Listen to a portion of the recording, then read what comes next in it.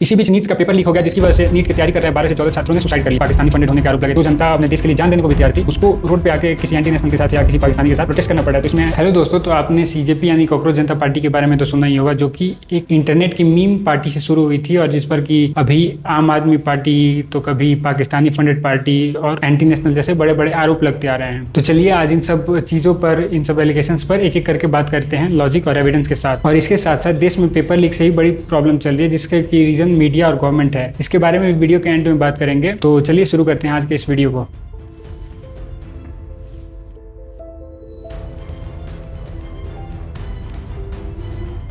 तो जिनको कॉकरोच जनता पार्टी के बारे में नहीं पता, उनको मैं एक छोटा सा ओवरव्यू देता हूँ। तो ये एक पॉलिटिकल सटायर मूवमेंट है जो कि as a internet meme party start हुआ था। हमारे जो चीफ जस्टिस ऑफ इंडिया है, उन्होंने इंडिया के अनएम्प्लॉयड यूथ्स को कॉकरोचेस बोल दिया था, जिस पर कि अभिजीत दीपके, जो कि उस टाइम यूएसए में रह रहे थे, उन्होंने एक ट्वीट किया जिस पर था कि what if all cockroaches come together. और उसके बाद उन्होंने एक अकाउंट बनाया इंस्टाग्राम पर। तो इस पर जो गुस्सा थे युवा, उन्होंने फिर जाके अकाउंट को फॉलो करना शुरू कर दिया और देखते ही देखते उस अकाउंट के 22 मिलियन से ज्यादा फॉलोअर हो गए, जो कि बीजेपी और कांग्रेस दोनों का मिला के भी ज्यादा थे। फिर उसके बाद सीजेपी ने एक प्रेस कॉन्फ्रेंस किया जिसमें कि अपने ये 3 स्पोक पर्सन को बैठाया और उन्होंने सारे मीडिया के सवालों के जवाब दिए। उसके बाद फिर उन्होंने एक पिटीशन निकाला अपना, जिसमें कि सारे फॉर्म फिल करवा रहे थे जो कॉकरोच जनता पार्टी में ज्वाइन करना चाहते थे। उसके बाद उन्होंने अपना एक मैनिफेस्टो निकाला जिसमें कि उन्होंने 3-4 रूल लिखे थे। बहुत से लोग उसको नोटिस किए तो उन्होंने कहा कि ये पर्टिकुलरली बीजेपी को टारगेट कर रहे हैं, लेकिन उनके ये 3-4 रूल थे जो कि कॉमन थे। आई थिंक आप लोग देख सकते हैं। और उसके बाद फिर युवाओं की उम्मीदें भी इनसे काफी बढ़ गई कि ऐसे नए पार्टी आएंगे, जनजी पार्टी आएंगे, जैसा कि नेपाल में भी हो चुका है। तो इंडिया के भी जनजी उससे काफी इन्फ्लुएंस हुए। उनको भी लगा कि ये शायद हमारा मूवमेंट है, अब इंडिया मूवमेंट होगा। ये सब अभी चल ही रहा था। इसी बीच नीट का पेपर लीक हो गया, जिसकी वजह से नीट की तैयारी कर रहे 12 से 14 छात्रों ने सुसाइड कर लिया। इसके बाद से फ्रस्ट्रेटेड यूथ का गुस्सा और बढ़ गया और उन्होंने सरकार के ऊपर प्रेशर डालने लगे धर्मेंद्र प्रधान से रिजाइन मांगने के लिए। ये मूवमेंट मोस्टली ऑनलाइन ही था, लेकिन सीजेपी आई तो इसको एक प्लेटफॉर्म दिया ऑफलाइन, जो कि अभिजीत दीपके थे सीजेपी के फाउंडर, वो इंडिया आए, उन्होंने एक प्लेटफॉर्म दिया कि हाँ हम लोग प्रोटेस्ट करेंगे, धर्मेंद्र प्रधान से रेजिग्नेशन मांगेंगे। उसके बाद फिर धीरे धीरे ये प्रोटेस्ट और आगे बढ़ता गया। इसके बाद इन्होंने इंडिया के अलग अलग एरियाज में प्रोटेस्ट करना शुरू किया। स्टार्टिंग इन्होंने जंतर मंतर से किया था, उसके बाद अलग अलग डेट्स पर अलग अलग जगहों पर इन्होंने प्रोटेस्ट शुरू किया। बाद में इसमें धीरे धीरे और भी लोग जुड़ते गए, जैसे कि सोनम वांगचुक जुड़े, जिन्होंने सुसाइड किया था। उनके पेरेंट्स भी आए इसमें अपने बच्चों के जस्टिस के लिए, और सबका डिमांड एक ही था, धर्मेंद्र प्रधान का रेजिग्नेशन। अभी सुनने में आ रहा है कि इसको किसान भी ज्वाइन करने वाले हैं। और अभिजीत दीपके का बस एक ही डिमांड था कि अभी जो स्टूडेंट के फ्यूचर के साथ खिलवाड़ हुआ है, उसकी वजह से हम धर्मेंद्र प्रधान का रेजिग्नेशन चाहते हैं। इसी बीच उन पर बहुत से आरोप भी लगे। कुछ मीडिया ने लगाया, कुछ बीजेपी के नेताओं ने लगाया। कभी इन पर पाकिस्तानी फंडेड होने के आरोप लगे, तो कभी दूसरी आम आदमी पार्टी होने के आरोप लगे, तो कभी उमर खालिद के सपोर्ट करने के आरोप लगे, तो कभी इन पर प्रोटेस्ट में आज़ादी के नारे लगाने के आरोप लगे। तो आइए धीरे धीरे ये सारी चीज़ों को एक एक करके समझते हैं और क्या एलिगेशन है इन पे, क्या सपोर्टर्स का कहना है, क्या क्रिटिक्स का कहना है, सभी चीज़ों को ध्यान से देखते हैं।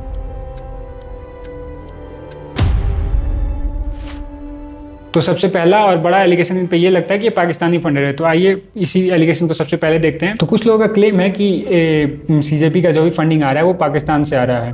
इनफैक्ट कुछ लोगों ने तो ये भी क्लेम किया कि इनके जो भी इंस्टाग्राम पे फॉलोअर हैं, इसमें से 47 से 49% अप्रोक्स पाकिस्तान से है और इंडिया से सिर्फ 9% ही है, जिसको कि बीजेपी के नेताओं ने ही स्टार्ट किया था फैलाना। बाद में कुछ हमारे इन्फ्लुएंसर्स ने भी इसको यूज करके और इस चीज को स्प्रेड किया था। इवन किरण रिजिजू, जो कि यूनियन मिनिस्टर है, उन्होंने भी बीजेपी के फॉलोअर्स को टोरोस्कैन कहा था। लेकिन अगर फैक्ट और एविडेंस की बात करें तो जो भी मोस्टली चीजें बीजेपी के लीडर्स ने शेयर की थी वो सारी एडिटेड या एआई जनरेटेड निकलती हैं, जिसके लिए कुछ दिन बाद अभिजीत दीपके एक इंस्टाग्राम पर वीडियो डालते हैं जिसमें कि अपना स्क्रीन रिकॉर्डिंग करते हैं सीजेपी के पेज का, और उसके बाद वो फॉलोइंग सेक्शन में दिखाते हैं कि इसमें से 90 to 95% of the followers India से ही हैं। लेकिन इसी बीच उनकी 2-4 ट्वीट्स वायरल हो जाती है, जो कि उन्होंने 2019-20 के टाइम पे करी थी, जब कश्मीर से 370 हटा था। तो उस पर उन्होंने 370 के सपोर्ट में 2-4 ट्वीट्स करी थी, जिस पर कि एक राइट विंग एनजीओ ने पुणे पुलिस में जाके कंप्लेन करी थी कि अभिजीत दीपके पाकिस्तान का प्रोपेगेंडा फैलाने में हेल्प कर रहे हैं और इन पर यूएपी लगाकर इनको अंदर किया जाए। लेकिन ये कार्रवाई ज्यादा आगे बढ़ी नहीं और कभी कोर्ट ने भी इस पे कुछ नहीं कहा। ये हो सकता है उनका पर्सनल ओपिनियन हो या हो सकता है उन्हें कहीं से कुछ मिला हो, पर इन पे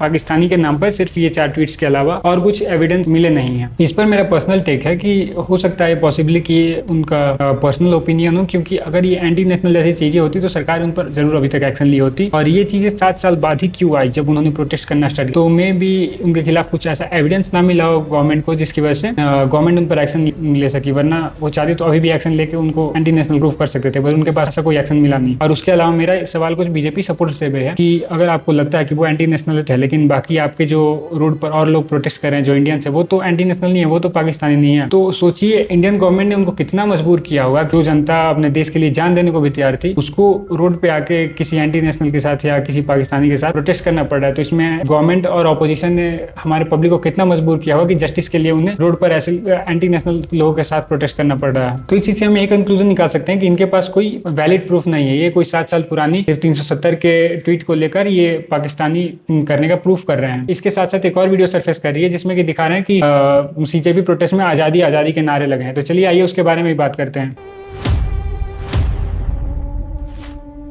तो हमारे देश में लगता है मीडिया को एक नया काम मिल गया है मिस इन्फॉर्मेशन फैलाने का। जो पोस्ट को इन्होंने आज़ादी आज़ादी करके सीजेपी प्रोटेस्ट को एंटी नेशनल और टुकड़े टुकड़े गैंग से जोड़ने की कोशिश की, उसकी तो सच्चाई कुछ और थी। इसके बारे में मैंने काफ़ी डिटेल में सर्च किया तो मुझे सिर्फ एक ही वीडियो मिली जो जिसमें कि आज़ादी के नारे लगे थे और जो कि सीजेपी प्रोटेस्ट से थी। वो वीडियो आप लोग देख सकते हैं।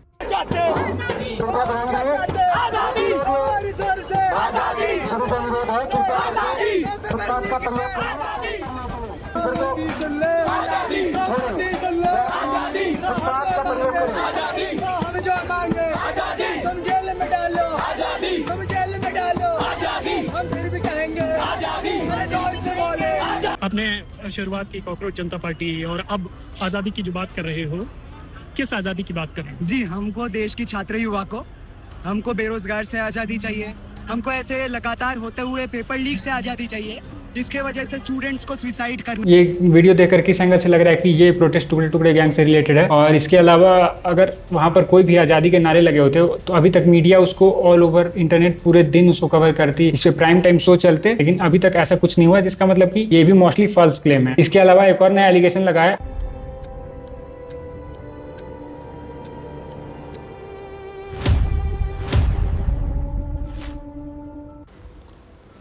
कुछ लोगों का कहना है कि सीजेपी आम आदमी पार्टी का ही दूसरा वर्जन है जो कि मोस्टली आम आदमी पार्टी के लोगों के द्वारा ही कंट्रोल होता है। इसके पीछे मेजर एविडेंस ये है कि अभिजीत दीपके अमेरिका जाने से पहले आम आदमी पार्टी के सोशल मीडिया को हैंडल करते थे। उसके अलावा अभिजीत दीपके और मनीष सिसोदिया का कुछ पुराना फोटो भी वायरल हो रहा है जिसमें कि ये दोनों साथ साथ हैं। इसके अलावा ध्रुव राठी और मनीष सिसोदिया जैसे लोग खुद सोशल मीडिया पर आकर कॉकरोच जनता पार्टी को प्रमोट किए, जिससे कि लोगों का शक और भी गहरा हो गया। इसमें कुछ सपोर्टर्स का ये कहना है कि हर एक एक्टिविस्ट का एक अपना पास्ट होता है, वो भी अगर दुनिया में थे, इंडिया में थे तो कुछ ना कुछ करते ही। मोस्टली इनका बैकग्राउंड पॉलिटिक्स से रिलेटेड था, तो ये शायद आम आदमी पार्टी से जुड़े हो, लेकिन अभी वो यूएस चले गए थे पढ़ने के लिए, तो उनका अभी किसी भी पार्टी से लिंक नहीं है। क्या फर्क पड़ता है, आम आदमी पार्टी हो, कांग्रेस हो, कॉकरोच जनता पार्टी हो, पेपर लीक को लेकर सरकार से अकाउंटेबिलिटी मांग रहे हैं, जो कि हमारा काम है, तो हमें उसमें सपोर्ट कर रहे हैं, तो हमें क्या फर्क पड़ता है। वैसे भी इंडिया के जो सबसे बिगेस्ट ऑपोजिशन पार्टी है जो कि कांग्रेस पार्टी है, का तो कोई ऐसा कोई मेजर नहीं रहा प्रोटेस्ट जिसमें कि सारे कॉमन लोग आके साथ दे पाए, कॉमन लोग साथ में आके प्रोटेस्ट करें। तो अगर कोई भी सरकार पर प्रेशर बना रहा है, उन्होंने गलती किया है, तो आई डोंट थिंक ये किसी भी एंगल से रॉन्ग है। इसके अलावा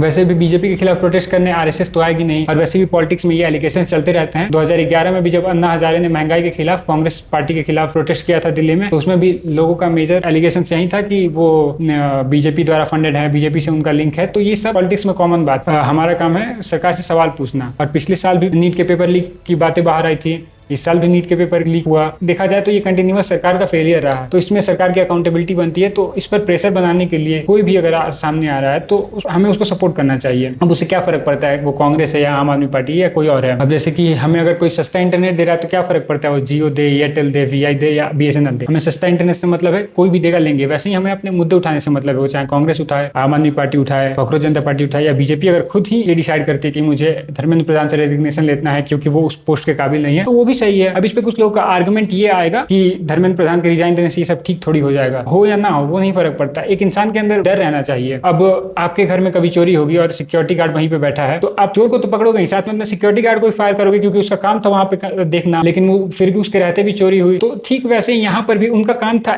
नीट एग्जाम को सही से कराना।